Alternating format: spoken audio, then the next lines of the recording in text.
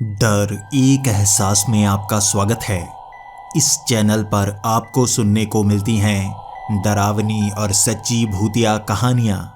अगर आपको ऐसी ही वीडियोस देखना पसंद है तो हमारे इस चैनल को सब्सक्राइब करना ना भूलें। तो अब बढ़ते हैं आज की कहानी की ओर।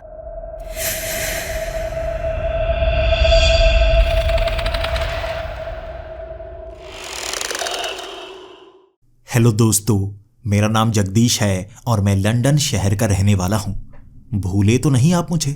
मैं यहाँ एक घड़ियों की दुकान पर काम करता हूँ और इस घड़ियों की दुकान के मालिक हैं मिस्टर हेनरी।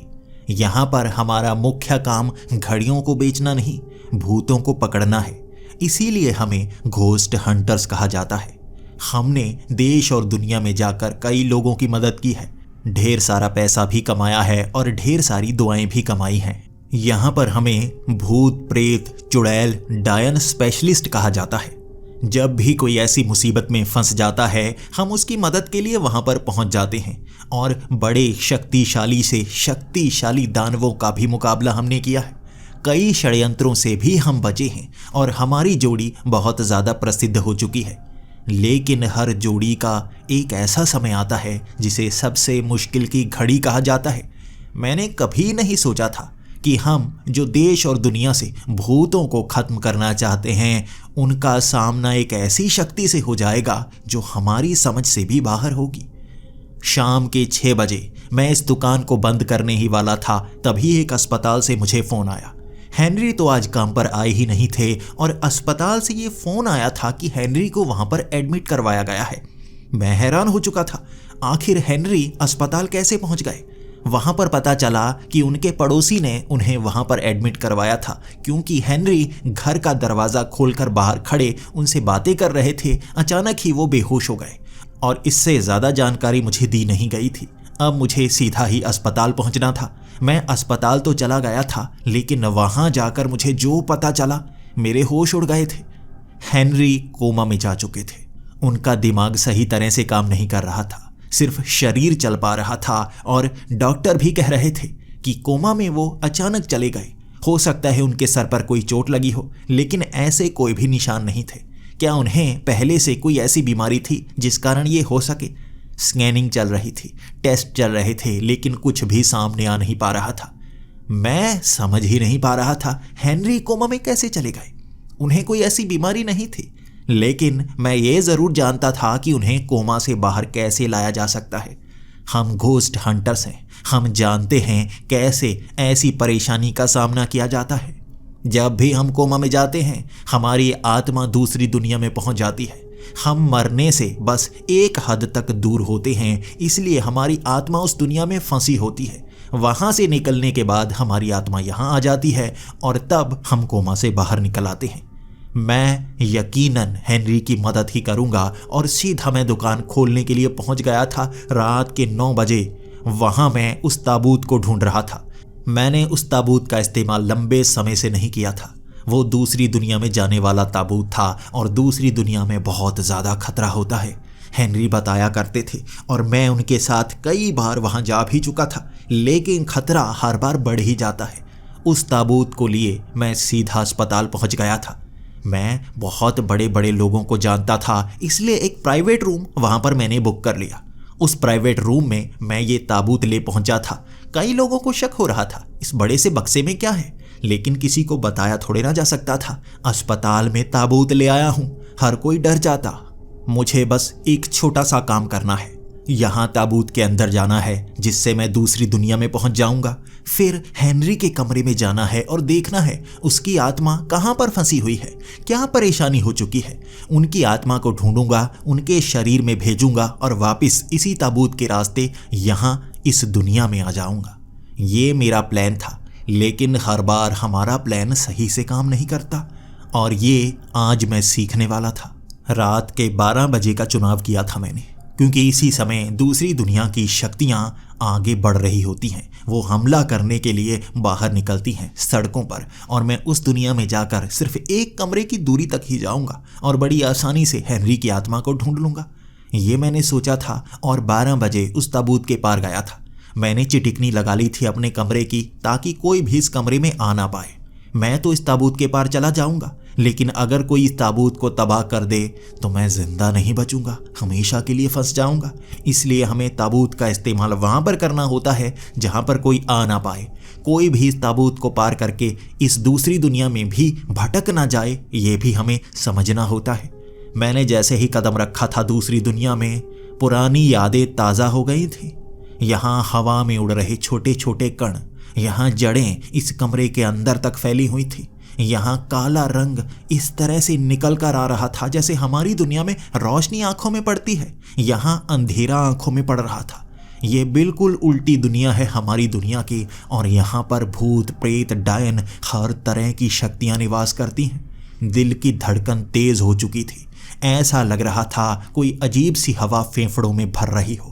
वजन अपने आप मेरा कम हो गया था। छोटे से कदम से मैं आगे बढ़ सकता था। जैसे ही मैंने उस अस्पताल का कमरा खोला था, बाहर घूम रही कई आत्माएं दिखी थी। इस अस्पताल में कई बीमार लोग हैं, कुछ जो कोमा में हैं, कुछ जिनका ऑपरेशन चल रहा होगा, कुछ ऐसे जो यहाँ सो रहे होंगे। मुझे आधी अधूरी आत्माएं यहाँ अजीब अजीब रंग की नजर आ रही थी। वहाँ उनके सामने से निकलकर जाना भी काफी डरावना था। छत से लटकी हुई वो काली परछाइयाँ भी दिखी थी। ये परछाइयाँ उसके नज़दीक आती हैं जिसने बहुत बुरे काम किए होते हैं, और मौत के करीब उसकी आत्मा को शरीर से बाहर यही निकालती हैं। ये ज़रूर यहाँ पर कुछ लोग ऐसे हैं जिनकी आत्मा शरीर से बाहर निकलने वाली है, और ये परछाइयाँ उन्हें नोच नोच कर यहाँ से भी आगे ले जाएंगी। मैं इस दुनिया में आकर हमेशा डरा करता था, और आज भी डर लग रहा था। ज़मीन पर लौटता हुआ मैं आगे बढ़ रहा था। घुटनों के बल एक एक कदम आगे बढ़ा रहा था ताकि आवाज़ ना आए। ज़मीन पर ढेर सारी मिट्टी थी। ये हमारी दुनिया का प्रतिबिंब ज़रूर है, लेकिन ये दूसरी दुनिया है। यहाँ डर का माहौल हमेशा रहता है, दिल की धड़कन हमेशा तेज़ रहती है। यहाँ आम इंसान नज़र नहीं आते, लेकिन वैसी ही शक्तियाँ नज़र आती हैं जो हमारे आसपास होती हैं, हमें महसूस होती हैं। यहाँ कभी कभी हमारी दुनिया के जो इंसान हैं उनके प्रतिबिंब हल्के हल्के नज़र आते हैं, जिससे हम ये समझ जाते हैं कि वो इस रास्ते पर चल रहे हैं। इसीलिए हमारी दुनिया में भूतों का एहसास होता है। हम इस दुनिया से दूसरी दुनिया में किसी को छू नहीं सकते। मैं अब इस दुनिया में था, और आसपास से चलकर जा रही नर्स भी मुझे धुंधली धुंधली सी नज़र आती, लेकिन जैसे ही मैं आंखें मलता वो गायब हो जाती। दूसरे कमरे तक जाने का सफ़र बहुत लंबा लग रहा था। घुटनों के बल धीरे धीरे उन परछाइयों से आंखें तक न मिलाना चाहता था मैं। मौत के दूत हैं वो, मुझे खींच कर ले जाएंगे अगर गलती हो गई तो। धीरे धीरे उस दरवाजे तक पहुंचा था मैंने उस दरवाजे को खोला और उसके अंदर चला गया। सामने बेड पर लगा हुआ वो गद्दा नीचे की तरफ धंसा हुआ था। यहीं पर हेनरी का शरीर पड़ा है, लेकिन आसपास उनकी आत्मा नजर नहीं आ रही थी। मैं उनकी आत्मा को ढूंढना चाहता था, लेकिन इस कमरे में उनकी आत्मा है ही नहीं। मैं छत की तरफ देखने लगा। यहाँ पर ना तो जड़ें थीं, ना ही हवा में उड़ रहे कण थे, ना ही उनके शरीर से निकली कोई डोर दिख रही थी जो उनकी आत्मा की तरफ इशारा करे। ये कैसे हो सकता है? उनकी आत्मा यही होनी चाहिए। अगर उनकी आत्मा उनके शरीर को छोड़कर जा ही चुकी है तो उनकी मौत हो जानी चाहिए थी, वो कोमा में नहीं होने चाहिए। ये क्या हो रहा है? मैं अब उस कमरे से बाहर आ गया था। घुटनों के बल नहीं चल सकता था मैं। मुझे जल्दी से उनकी आत्मा को ढूंढना था। क्या हुआ उनकी आत्मा के साथ? मैं आसपास के कमरों में भी देखना शुरू हो गया। मुझे उनकी आत्मा दिख नहीं रही थी, लेकिन कई और प्रेत आत्माएं जो लोग अभी अभी मरे थे वो घूमते हुए दिख रहे थे। कुछ मुझे पकड़ने की कोशिश कर रहे थे, कुछ मेरे सामने रो रहे थे क्योंकि उनके शरीर बदल रहे थे। वो प्रेत बन चुके थे, लेकिन मैं तो इंसान था अपने शरीर के साथ इस दुनिया में घुसा हुआ। मैं इस अस्पताल के अलग अलग कमरों में जा रहा था, प्रेत आत्माओं से पीछा छुड़ाता हुआ। यहाँ मैं हेनरी की आत्मा को ढूंढना चाहता था, लेकिन पूरे अस्पताल में और बहुत सारी चीज़ें थीं जिनसे मैं छिप रहा था। फिर भी मुझे हेनरी की आत्मा नहीं मिली। अब क्या करूँ? अस्पताल के बाहर जाकर देखूं। हो सकता है अस्पताल के आसपास ही हो, या हो सकता है अपने घर ही गई हो उनकी आत्मा। हेनरी क्या करना चाहते थे? कैसे वो कोमा में चले गए? मैं अब इस अस्पताल से बाहर जाने के बारे में सोच ही रहा था कि उन सड़कों पर वो दरिंदे दिखे जो प्रेतों को नोच रहे थे। वहाँ चुड़ैलें हवा में उड़ रही थी, लेकिन छलांगे लगाते हुए अजीब से जीव दिखे मुझे। ऐसे जीव ना मैं इस दुनिया में कभी देख पाया था, ना हमारी दुनिया में ऐसे कोई जीव हैं। ये क्या थे? वो छलांगे लगा रहे थे और जिस भी चुड़ैल को पकड़ते खुद में समा लेते और बड़ा सा आकार बनाते, धुआं बनकर गायब हो जाते। कुछ देर, कुछ सेकंड के लिए वो गायब होते, आगे जाकर फिर से आकार ले लेते। इस तरह हवा में उड़ रहे थे जैसे धुआं आगे की तरफ बढ़ रहा हो। एक दीवार के पीछे सटा हुआ मैं बस दूर से देख पा रहा था। क्या हो रहा है इस दुनिया में? आखिर यहाँ कुछ बदलाव तो हुआ है। जमीन से निकले हुए हरे रंग के पौधे। इस दुनिया में हरे रंग के पौधे नहीं उगते। हरे रंग के पौधे हमारी दुनिया में उगते हैं। यहाँ तो काले रंग की बस लाशें होती हैं पौधों की। जड़ें भी काले रंग की होती हैं, हर चीज़ काली होती है। लेकिन हरे रंग के पौधे देख हैरानी हुई थी। जिंदा थे वो, लेकिन मैं छू थोड़े ना सकता था। मैं बहुत दूरी पर था। उनके पास जाकर चेक करने में भी बहुत ज़्यादा खतरा था।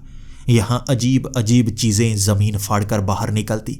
वहाँ एक बड़ी सी जीभ जो आसपास से चलकर जा रहे प्रेतों को नीचे की तरफ खींच रही थी।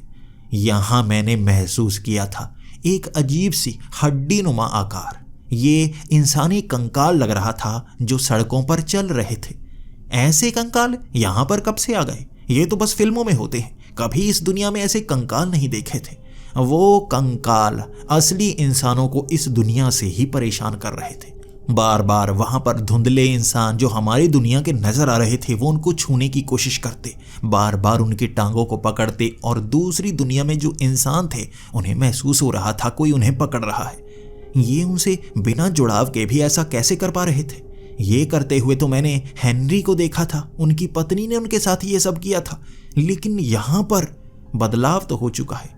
इस दुनिया में कुछ बदला हुआ है जिसे मुझे समझना होगा।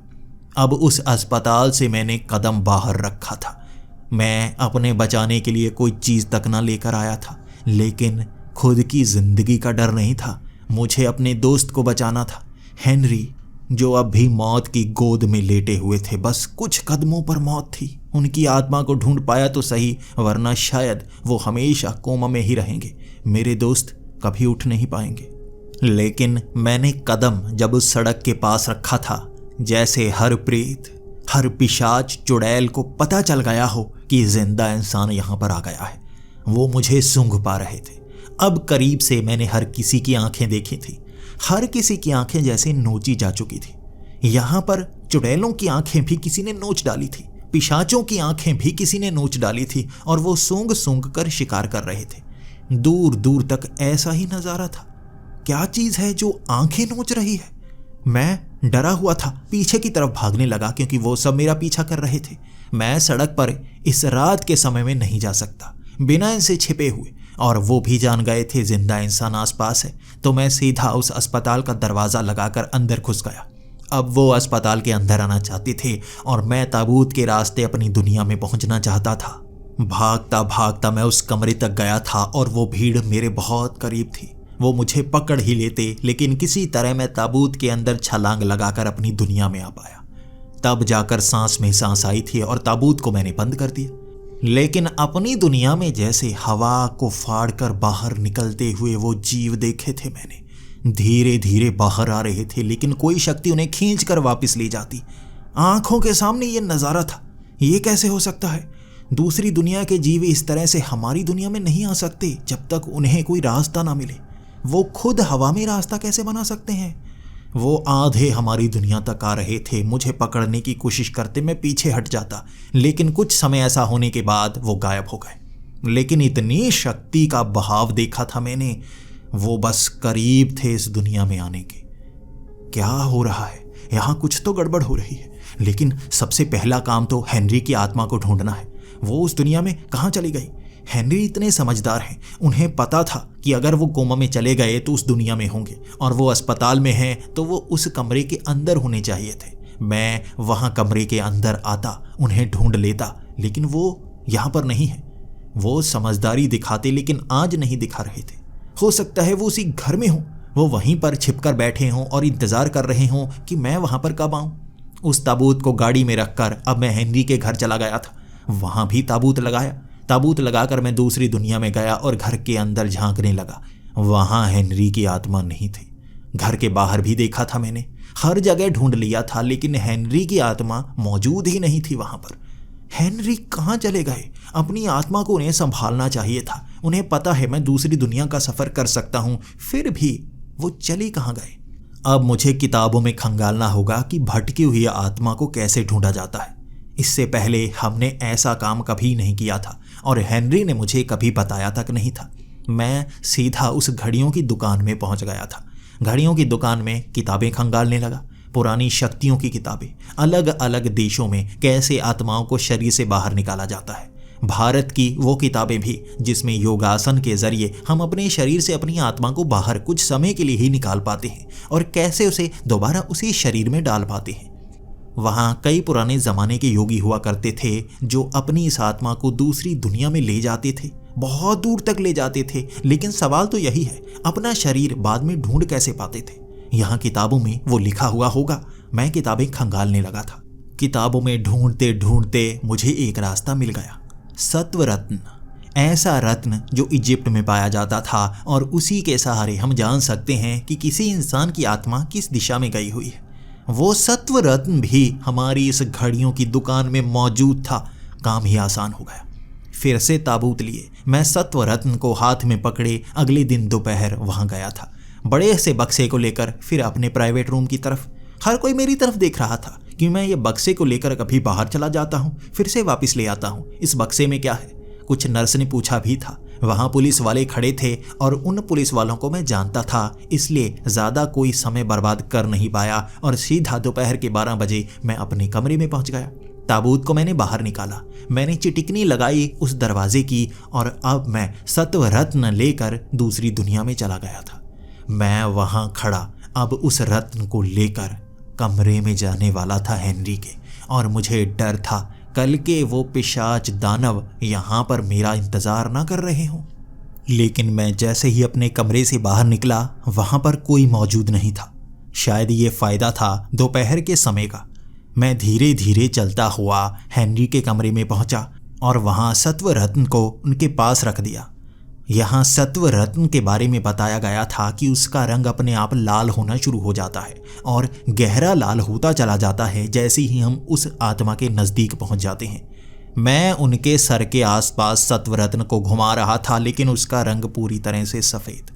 सफ़ेद रंग का मतलब उस दुनिया में ही उनकी आत्मा मौजूद नहीं है। सफ़ेद रत्न था हर तरफ। मेरे पैरों तले ज़मीन खिसक गई थी। अगर उनकी आत्मा इस दुनिया में मौजूद नहीं है, इसका मतलब यहाँ से भी आत्मा दूर जा चुकी है। उन्हें मर जाना चाहिए, वो जिंदा कैसे हैं?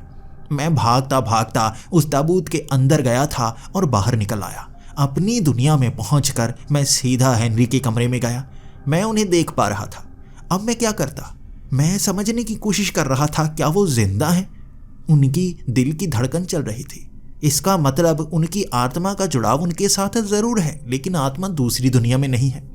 अगर दूसरी दुनिया में आत्मा मौजूद नहीं तो हमारी दुनिया में कैसे हो सकती है? उन्हें तो जिंदा होना चाहिए। मेरी सोच यहीं तक थी। हेनरी ने मुझे जो जो सिखाया था आज हर चीज़ मैं समझ रहा था, लेकिन काम कोई नहीं आ रही थी। उन्हें जिंदा कैसे करूं मैं? लेकिन तभी मेरा ध्यान गया उनके माथे पर बने उस निशान पर। वो ज़मीन पर गिरे थे, लेकिन ऐसी आँख जैसा निशान उनके बिल्कुल माथे के बीच में कैसे बन सकता है? ये ऐसा लग रहा था जैसे कोई तीसरी आँख हो जो उनके माथे पर बनी हुई थी। मैंने उस घाव पर हाथ लगाने की कोशिश की। ये लाल रंग का घाव था, लेकिन खून के कारण ये लाल रंग नहीं बना हुआ था। अजीब सा लाल रंग था, जैसे कोई स्टिकर लगा हुआ हो। उनके मांस का ये बना हुआ था और मैं उसे पहचान नहीं पा रहा था। क्या करता? 2 घंटे वहीं पर बैठा रहा था और रोता रहा था। मुझे लग रहा था मैं हेनरी को खो चुका हूँ। बस उनकी वो तीसरी आंख की तरफ देखे जा रहा था। क्या निशान है? क्या किसी ने चोट मारी है? तीसरी आंख का मतलब क्या है? क्या मुझे दोबारा से उन किताबों में खंगालना होगा? 2 घंटे रोने के बाद दोबारा मैं उस घड़ियों की दुकान में पहुंच गया था। ढेर सारी किताबें थी और एक एक करके उन किताबों को खंगालता गया। तीसरी आंख के बारे में मुझे जानना था। आखिर तीसरी आंख क्या काम करती है? The third I on forehead एक किताब मिली मुझे। उसके ऑथर का नाम नहीं बताया गया था। ये किताब बहुत ज़्यादा पुरानी थी, लेकिन उसकी डिटेल्स को समझना बहुत ज़्यादा आसान हो रहा था। उसमें कहा गया था, तीसरी आंख हमारे बिल्कुल माथे के बीच में होती है। सर के बीच में छोटा सा दाना होता है, उसे तीसरी आंख कहा जाता है। तीसरी आंख का मुख्य काम सपनों को कंट्रोल करना होता है, और जब भी हमारी आत्मा हमारे शरीर से बाहर निकलती है, वो सपनों की दुनिया में जाती है, और सपनों की दुनिया में तीसरी आंख से ही जाया जाता है। ये सब जानकारी उसमें दी गई थी, लेकिन मैं इसका क्या करूं? सपनों की दुनिया कोई नहीं होती, सपने तो बस हमारी दिमाग की मेमोरी होती है। हेनरी ये सब कहा करते थे, सपने तो बस हमारे दिमाग की मेमोरी होती है। हेनरी ये कहा करते थे कि हमारे यहाँ पर ये खास दो दुनियाएं हैं, पहली हमारी दुनिया और दूसरी भूत प्रेत की दुनिया। इसके बाद की दुनिया तक हमारी हद नहीं है, हम जान नहीं पाए हैं, कैसे जा सकते हैं। लेकिन इन दो दुनिया में उनकी आत्मा नहीं है, और सपनों की दुनिया कोई होती नहीं है। तीसरी आंख का निशान बना हुआ है, उसे मैं समझ नहीं पा रहा था। बस उस घड़ियों की दुकान में शाम तक बैठा रहा था मैं, अलग अलग चीज़ों को हाथ लगाए जा रहा था। हेनरी शायद अब दूर जाने वाले हैं, ये घड़ियों की दुकान शायद अब सिर्फ मुझे चलानी होगी। हेनरी की बीवी और उनका बेटा जो इस समय विदेश में थे, मैं उन्हें भी फ़ोन करके बता नहीं सकता था। शायद आखिरी कोशिश करूं, उसके बाद उन्हें बताना सही होगा कि कभी हम हेनरी से दोबारा मिल नहीं पाएंगे। बहुत समय तक रोया था मैं। रात के 9 बजे तक मैं उस घड़ियों की दुकान में ही था। बार बार ये सोचे जा रहा था, कोई ना कोई रास्ता तो होगा ही। तभी मुझे एक फ़ोन आया था। कोई बहुत ज़्यादा परेशानी में था, जो हमसे मदद चाहता था। उन्होंने कॉल की थी जगदीश और हेनरी को, लेकिन मैंने भी उन्हें कह दिया हेनरी अब शायद अवेलेबल नहीं है। मुझे नहीं पता वो दोबारा अवेलेबल कब होंगे। उनका कहना था मुसीबत काफ़ी ज़्यादा बड़ी है। मैं उस मुसीबत को सुलझाना नहीं चाहता था, क्योंकि हम पर भी बड़ी मुसीबत आ चुकी है। हेनरी कहा करते थे, चाहे मौत के कगार पर पहुंच जाओ, लेकिन सामने वाला कोई कष्ट में हो और तुम उसकी मदद कर सको तो करनी चाहिए। हेनरी की वो बातें याद आ रही थी, और तब जाकर मैं उसकी मदद करने को माना था। एक पागल खाना जहाँ पर मुझे जाना था। मेंटल हॉस्पिटल में कुछ लोग अपने आप बेहोश हो चुके हैं, और कोई ना कोई शक्तियाँ हैं जो वहाँ पर काम कर रही हैं। मुझे उसका पता लगाना था। मैं आज सीधा अपना सामान लेकर रात के 10 बजे उस मेंटल हॉस्पिटल में पहुँच गया था। वहाँ जाते ही हैरानी हुई मुझे। जो लोग बेहोश हुए थे उनके बारे में जानकारी मिली कि वो कोमा में जा चुके थे। उन्हें यहाँ से बाहर निकाला जा चुका था।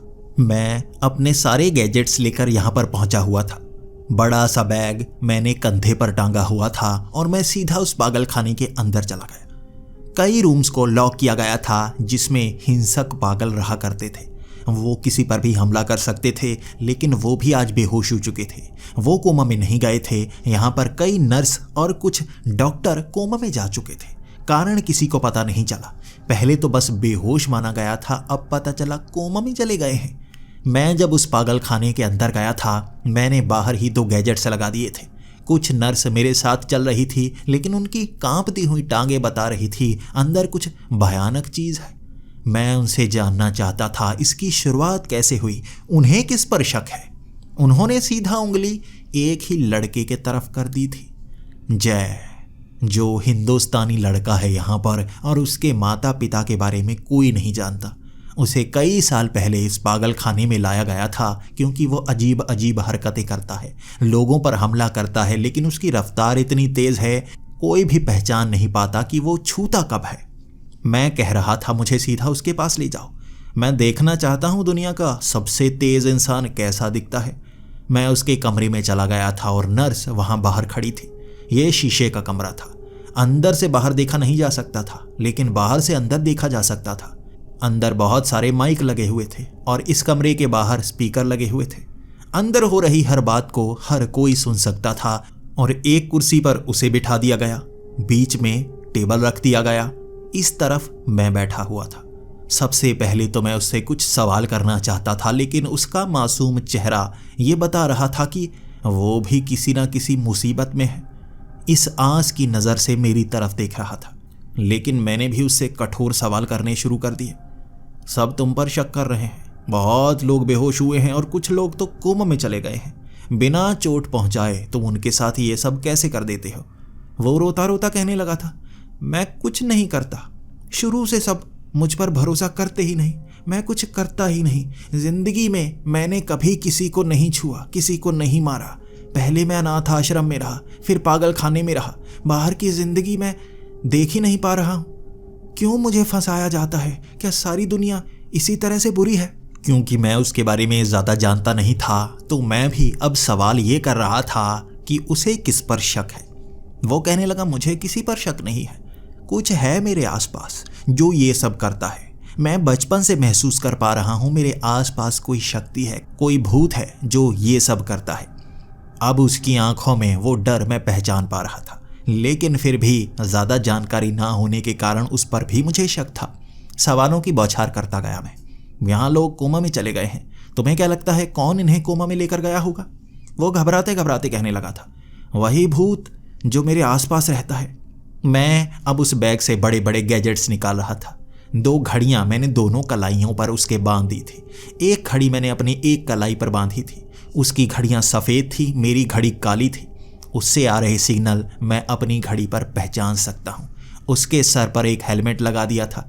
आसपास कई छड़ रख दी थी। उस छड़ से लाल रंग की रोशनी निकलेगी अगर आसपास कोई भूत हुआ।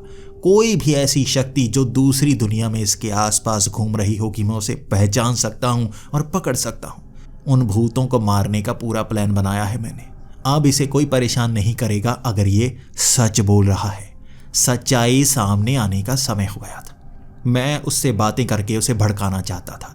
मैं उससे ये पता लगाना चाहता था कि वो भूत कब कब सामने आता है। वो भी कहता रहा, बचपन से ही मैं उस भूत को देखता रहा हूँ। वो जैसे मुझसे चिपका हुआ है। वो हमेशा मेरे करीब ही रहता है। पहले पहले वो मुझे भी नुकसान पहुंचाया करता था, लेकिन अचानक उसने नुकसान पहुंचाना बंद कर दिया। उसके बाद जो भी मेरे करीब आता है वो उसे नुकसान पहुंचाता है, जैसे मुझे किसी के साथ देख ना सकता हो। पहले मैं अनाथ आश्रम में रहा, फिर मैं पागल खाने में रहा। मुझे वो अकेला देखना चाहता है, कोई करीब आए तो वो उसे मारने लगता है। लेकिन कुछ समय से यहाँ पर वो अजीब अजीब हरकतें कर रहा है। वो मुझसे कई दिनों के लिए दूर चला जाता है। पूरी जिंदगी में उसने ऐसा नहीं किया, लेकिन यहाँ आने के बाद वो कई कई दिन कहीं और चला जाता है, फिर वापस आता है और मुझे कष्ट देता है, मुझसे बातें करता है। मैंने उससे पूछना चाहा था, क्या बातें करता है? भूत अमूमन किसी से बात नहीं करते और इतने लंबे समय तक किसी से चिपकते भी नहीं। ये कैसा भूत है? वहाँ मैं उसे भड़काता जा रहा था और कहता जा रहा था, भूत मुझे दिखाओ, मैं देखना चाहता हूँ कौन सा भूत है। क्या वो मुझे कोमा में ले जा सकता है? देखूंगा मुझे बेहोश कर सकता है या नहीं। सर पर मैंने वो छोटी सी बेल्ट पहनी हुई थी। वो बेल्ट किसी भी ऐसी शक्ति को दिमाग के करीब आने नहीं देती। वो भूत सामने तो आएगा ही, मैं ये पहचान चुका था। मैं उसे भड़काता रहा, उससे पूछता रहा, उसे गुस्सा दिलाता रहा, ताकि अंदाज़ा लगा पाऊँ वो कितना गुस्सैल है। कहीं यही तो हमला तो नहीं करता, कहीं इसके पास ही वो शक्तियाँ तो नहीं। मैं उसे भड़काता गया, वो गुस्सा नहीं कर रहा था। अब एक ही रास्ता था, उसे एक चमाट लगानी होगी। मैंने परमिशन ले ली थी और नर्स ने भी कह दिया था, आप जो करना चाहें कर सकते हैं, पुलिस को कुछ भी बताया नहीं जाएगा। अब मैं अपनी कुर्सी से उठा था, उसके करीब गया था और वो घबरा सा गया था। मैंने उसके सर पर जोर से चमाट लगाई थी। वो कुर्सी से नीचे गिर गया। उसकी आंखों में ज़रा भी गुस्सा नहीं था, बल्कि वो तो रोना शुरू हो गया था। उसके बाद 2 और चमाट मैंने उसके लगाई थी। मैं भी बुरा महसूस कर रहा था। मैं किसी को मारना पसंद नहीं करता, लेकिन कभी कभी हमारे पास रास्ता ही यही होता है। मैं इस लड़के की मदद करना चाहता हूँ, इसे भड़काना चाहता हूँ। मैं चाहता हूँ इसके अंदर का वो इंसान निकले जिसके पास शक्तियाँ हैं, या वो भूत ही सामने आ जाए जो इसकी मदद करना चाहता हो। वो इससे चिपका हुआ है, इसे अकेला देखना चाहता है, लेकिन इसको लगी चोट थोड़े ना देखना चाहेगा वो। मैं 2-3 चमाटे लगा चुका था, तभी मेरे पैरों के नीचे से ज़मीन हिलने लगी। सच में वो ज़मीन खिसकी थी, यानी कि नीचे अपने आप फर्श फटने लगा था। बड़ी सी दरार आ गई थी और मैं भागकर दीवार से लग गया। नीचे लाल रंग का लावा दिख रहा था। धरती फट चुकी थी, लावा तक नजर आ रहा था और छत से जैसे हवाएं चलने लगी थी, छत उड़ गई ऊपर की ओर, आसमान में चली गई। मैं दीवार से सटा हुआ था, अपने आप दरार बड़ी होती जा रही थी। वो भी घिसटता घिसटता एक कोने में जाकर लग गया और मैं भी घिसटता घिसटता दीवार से सटा हुआ था। वो दरार बड़ी होती गई और आज लगा था इस दरार में गिरकर ही लावे से जल जाऊंगा मैं। अचानक वहां झटका सा लगा मुझे। मेरी नींद खुली। मैं उसी कुर्सी पर बैठा था और वो लड़का मेरे सामने बैठा था। मैं समझ नहीं पाया क्या हुआ। तभी मैं खड़ा होकर पूछने लगा, लावा, जमीन फटी थी, वो आसमान में छत उड़कर गई थी। तो वो कहने लगा था, मैंने आपसे कहा है आसपास कोई है, वो भूत है। मैंने अपनी घड़ी चेक की, वहां एक भी सिग्नल वैसा नहीं आया था। दूसरी दुनिया की किसी शक्ति का इस्तेमाल नहीं हुआ था। आखिर यहां पर हुआ क्या है? मैं खड़ा हो गया था। मैं कहने लगा था, मैंने तुम्हें चमाड़ लगाई थी ना? वो कहने लगा, हाँ मारा तो था, लेकिन मैं दोबारा इस कुर्सी पर आ चुका हूं, मुझे भी नहीं पता। फिर से मैं उठ कर गया और जैसे ही मैंने हाथ ऊपर की तरफ उठाया था, वैसी ही आकृतियां हवा से निकलकर मेरा हाथ पकड़ने को कर रही थी। ये वैसे ही दानव थे जो मैंने दूसरी दुनिया में देखे थे। ये दूसरी दुनिया के दानव नहीं है, ये कुछ और हैं जो हवा को चीर कर इस दुनिया में आधे आ सकते हैं। वो दिखाई दिए थे मुझे। वहां नर्स बाहर से चीखती हुई भाग गई थी। वो मेरा हाथ पकड़ने को कर रहे थे, लेकिन अचानक हवा में वापस गायब हो गए। ना तो घड़ी में कोई सिग्नल आया था, ना नीचे गैजेट्स में कोई सिग्नल आया था। ये दूसरी दुनिया के दानव थे ही नहीं, इनकी शक्ति ही अलग है। कुर्सी पर बैठकर मैं हैरान और परेशान था। हो क्या रहा है? क्या दूसरी दुनिया में कोई बदलाव आ रहा है? अगर ऐसा हो रहा है तो इसका असर हमारी इस दुनिया पर भी पड़ेगा। और क्या ये लड़का सच में विक्टिम है, पीड़ित है, और ये सब कर कोई और रहा है? ऐसा हो सकता है। और पहली बार कोई ऐसी शक्ति देखी थी जिसने पूरा कमरा बदल दिया था। नीचे लावा दिखा दिया था, फटती हुई धरती दिखा दी थी और आसमान में उड़ती हुई छत। मैं कब सो गया मुझे जैसे पता ही नहीं चला था। क्या हुआ था यहाँ पर? मैं अब खड़ा होकर उस कमरे से बाहर आ गया था, लेकिन वो लड़का इस आंच से मेरी तरफ देख रहा था जैसे मैं उसकी मदद करने वाला हूँ। मेरे भी तो समझ में आना चाहिए। हेनरी भी मेरे साथ नहीं है, जो मुझे बहुत कुछ बताया करते थे। उन्हें एक्सपीरियंस बहुत था, लेकिन इन चीज़ों का मुझे एक्सपीरियंस नहीं है। और ये जीव तो मैंने ज़िंदगी में पहली बार देखे हैं। इन पर मुझे शोध करना होगा। वो लड़का मदद की गुहार लगा रहा था, लेकिन मैं कमरे से बाहर चला गया। एक ऐसी शक्ति जिसका सामना मैंने नहीं किया था, मुझे भी तैयार होना होगा उसके लिए। वो नर्स भी आंच की नज़र से मेरी तरफ देख रही थी। मैंने भी खाली हाथ दिखा दिए। आज कुछ कर नहीं पाया। मैं दोबारा आऊँगा, लेकिन कुछ दिन बाद आऊँगा। मुझे तैयारी के लिए समय चाहिए, और मेरे साथी भी यहाँ मौजूद नहीं है। वो खुद कोमा में जा चुके हैं। मैं उनके साथ यहाँ पर आना चाहूँगा। अगर वो वापस आए तो यकीनन मैं आपकी मदद करूँगा, वरना मुझे कुछ दिन का समय चाहिए।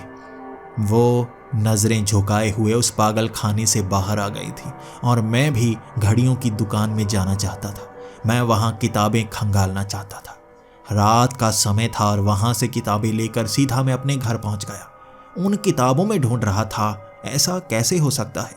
क्या कुछ है जो इस तरह हमें अलग ही दुनिया दिखा दे, हमें नींद में ले जाए? वो कौन से भूत हैं जो हमारे इस गैजेट्स में नहीं आते? वहाँ हर तरह के भूत गैजेट्स में दिखाई दे जाते हैं। कोई ना कोई सिग्नल तो दे ही देते हैं। इलेक्ट्रोमैग्नेटिक फील्ड पैदा होने लगती है जब भी वो हमारी इस दुनिया के जुड़ाव के साथ घिसते हैं, यानी हमारी इस दुनिया के किसी इंसान पर असर डालते हैं, तो हमारे गैजेट्स में रीडिंग आ ही जाती है। आज ऐसा नहीं हुआ था। क्यों? ये सवाल का जवाब ढूंढ रहा था मैं। उन किताबों को खंगालते खंगालते समय हो गया रात के 12 बजे का, लेकिन मैं ढूंढ ही नहीं पाया। 1 बजे मैं अपने आप ही सो गया। बहुत ज़्यादा थका हुआ था। आज बहुत ज़्यादा रोया था मैं। सुबह 6 बजे मेरी नींद खुल गई। नींद खुलने के बाद मैं चाय पीता हूँ और मैं चाय बनाने लगा। वो किताबों का ढेर मेरे बेड पर ही पड़ा हुआ था। उसे एक तरफ मैं सही करने लगा तो मुझे फिर से उस पागल खाने से फ़ोन आया। वो कह रहे थे वो लड़का पूरी रात सो नहीं पाया, चीखें मारता रहा। उसके शरीर पर अपने आप निशान बन गए।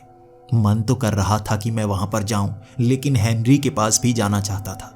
मुझे नहीं पता वो कितने समय तक जिंदा रहेंगे, कोमा से बाहर आ पाएंगे या नहीं। आखिरी बार उनसे मिलने की तमन्ना मन में रखना नहीं चाहता था, मिल लेना चाहता था। मैं उस अस्पताल में पहुंच गया। हेनरी को देखता रहा, उनके माथे पर बना वो निशान देखता रहा जिसके बारे में मैं कुछ भी पता नहीं लगा पाया था। क्या करता मैं? वहाँ बैठे बैठे हेनरी को देखता रहा और बार बार उस पागल खाने से फ़ोन आ रहे थे। वो लड़का अपने आप तड़प रहा है, कोई उसे जैसे मार रहा है। वो कभी कभी हवा में उड़ रहा है और ज़मीन पर गिर जाता है। कोई उसे दर्द दे रहा है और मुझे भी नहीं पता, वो रीडिंग ही नहीं आती, कैसे करूं उसकी मदद। मैं रो रहा था। किसी की मदद ना करने का दर्द था और अपने दोस्त की मदद ना करने का दर्द वो अलग महसूस कर पा रहा था। मैं नहीं रहा गोस्ट हंटर। वो हेनरी के साथ हुआ करता था। मैं उनके पास वो जानकारी हुआ करती थी।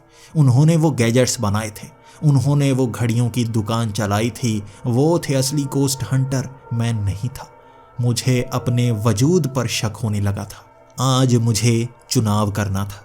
मैं अपने दोस्त हेनरी की मदद करूं या उस लड़के की मदद करूं। दोनों में से कोई एक चुनना है मुझे। हेनरी की मदद करने के लिए मुझे किसी और देश में जाना होगा और किताबों को खंगालना होगा और पता करना होगा दूसरी दुनिया में आत्मा ना हो तो कहाँ ढूंढी जा सकती है। जबकि उस लड़के को भी कोई दर्द दे रहा था। उसकी मदद करूं, उसके लिए मुझे कहीं और जाना होगा और किताबों को खंगालना होगा। किसी एक की ही मदद कर सकता था, इसीलिए आज रो रहा था हेनरी के सामने बैठा हुआ। मैं सवाल कर रहा था हेनरी से, क्या करूं मैं, क्या करूं? चुनाव का मौका आ गया है। किसी एक को चुनना है मुझे। अगर आप मेरी जगह होते तो क्या चुनते? क्या किसी की मदद चुनते या अपने दोस्त की मदद करते? अगर मैं आपकी जगह इस बेड पर लेटा होता, कोमा में गया होता, क्या आप मेरी मदद करते या उस लड़के की मदद करते जिसे वो भूत या वो दानव मारने की कगार पर ले गया है? क्या करते आप? तभी मेरे हाथ में लगी थी हेनरी की वो डायरी। वो हमेशा अपने पास रखा करते थे, अपने उस कोट के जेब में रखा करते थे। उनका कोट लटका हुआ था, उसमें वो डायरी को देख मैंने वो डायरी उठा ली। उन्होंने शुरू के पन्नों पर ही लिखा हुआ था, मेरा काम यही है, मैं लोगों की मदद करता हूँ।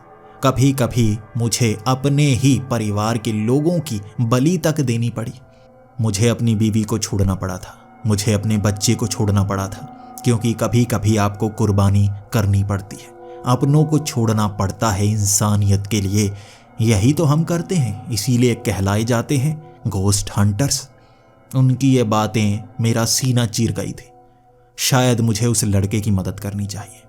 शायद मैं हेनरी की मदद अब नहीं कर पाऊंगा। किसी एक का चुनाव करना होगा और मैं चुनाव करता हूं उस लड़के का। मैं उसे बचा कर ही रहूंगा। बहुत बड़ी मुसीबत में फंस चुका है। मैंने खुद उन नर्स को फोन लगाया था। मैं अब शुरुआत से जानना चाहता था वो लड़का कौन है, कहां से आया है, कब से उससे वो भूत चिपका हुआ है, वो इस पागल खाने में क्या क्या करता है, वहां क्या क्या घटनाएं पहले भी हो चुकी हैं। हर जानकारी मुझे चाहिए थी।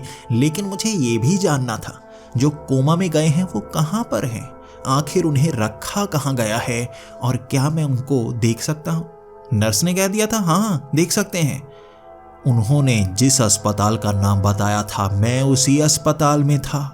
यहीं पर हेनरी को रखा गया था और वो सब कोमा में गए लोग भी यहीं पर थे। अलग अलग कमरों में उन्हें रखा गया था और मैं उस कमरों में पहुंचा। उनको देखते ही मेरे होश उड़ गए। हर किसी के माथे पर बना हुआ वो आंख का निशान मुझे संकेत दे रहा था। उनके साथ भी वैसा ही हुआ था। वहां कुछ तो हुआ है जिसने उन्हें कोमा में पहुंचा दिया और माथे पर वो निशान बना दिया जैसा हेनरी के माथे पर है।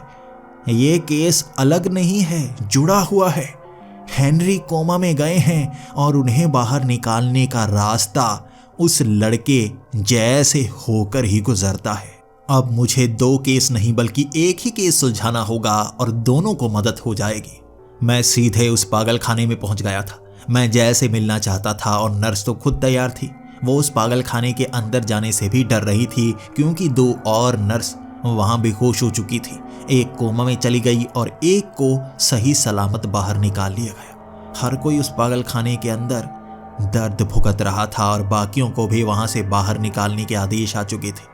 मैंने उन्हें रुकने को कह दिया। सीधा पहुंच गया मैं जय के पास। मैं उससे सवाल करना चाहता था और वो रोता रोता मेरे कदमों में गिर गया। मुझे बचा लीजिए, मुझे बचा लीजिए, वो शैतान है, वो कुछ ना कुछ करने वाला है, मुझे बचा लीजिए, वो कुछ बड़ा करने वाला है। वहां पर मैं बड़े गैजेट्स लेकर आया था, उस कमरे के चारों कोने पे लगा दिए। उसमें से ऐसी रेडिएशन निकलती है जो दूसरी दुनिया के द्वार को पूरी तरह से बंद कर देती है। जब द्वार ही बंद होंगे तो भूत यहाँ पर आ ही नहीं पाएगा और इससे किए गए वो सवाल वो जान नहीं पाएगा। ऐसे भूत आपसे चिपके हुए होते हैं, आप जो भी बात करते हैं वो समझ पाते हैं और नया तरीका ढूंढ लेते हैं बचने का। लेकिन इस रेडिएशन में वो यहाँ की बातें सुन नहीं पाएंगे।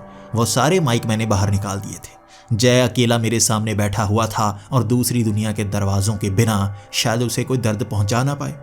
मैं अब सवाल कर रहा था, ये भूत क्या क्या करता है? तुम्हें इसके बारे में क्या पता है? कहाँ से ये चिपका और कैसे तुम्हें दर्द देता है? क्या कोई ऐसी चीज की पहचान पता है तुम्हें? और क्या तुम तीसरी आंख के बारे में जानते हो जो माथे पर बन जाती है जब कोई कोमा में चला जाता है? कैसे? कुछ तो बताओ।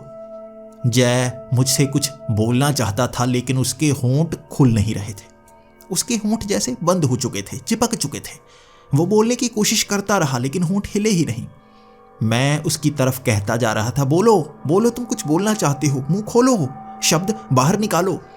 उसका मुंह नहीं खुल रहा था। उसने हाथों से अपना मुंह खोलने की कोशिश की और उसके मुंह से निकलती हुई उंगलियां दिखी थी मुझे।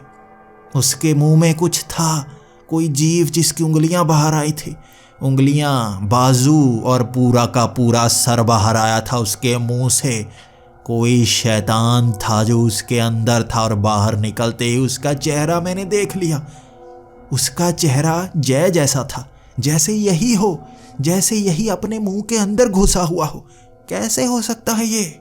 मैं उन गैजेट्स की रेडिएशन फुल कर चुका था, फिर भी वो शैतान उसके मुंह से देख रहा था मुझे, हंस रहा था, जय चीखें मार रहा था, लेकिन अब भी वो यहीं मौजूद था। उसका चेहरा डरावना सा बन गया था। कैसे वो जय का हम शक्ल बनकर मुझ पर हंस रहा था।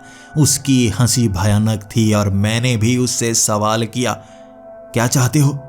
क्या चाहते हो तुम? सच बताओ, इस लड़के को क्यों परेशान कर रहे हो? और लोगों को कोमा में कैसे पहुंचा रहे हो? क्या चीज है जो उनके माथे पर बन रही है? वो हंसता जा रहा था, हंसता जा रहा था। अंत में उसने कहा, जानना चाहते हो? इसका जवाब मिलेगा जब तुम्हारे माथे पर भी वो निशान बनेगा। सबके माथे पर वो निशान बनेगा, कोई नहीं बचेगा। मैं आने वाला हूं, स्वागत नहीं करोगे हमारा?